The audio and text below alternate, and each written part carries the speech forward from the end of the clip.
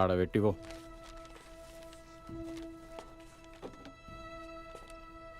మా అన్న శివ.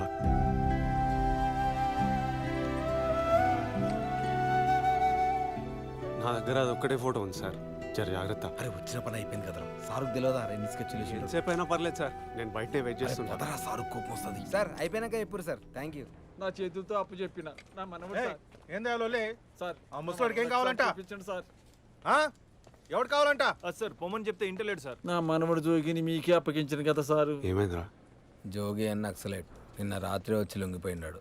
ఆ పేరుతో ఎవరిని అరెస్ట్ చేయలే. ఇన్స్పెక్టర్ గారు ఎఫ్ఐఆర్ కూడా ఫైల్ చేస్తాడు.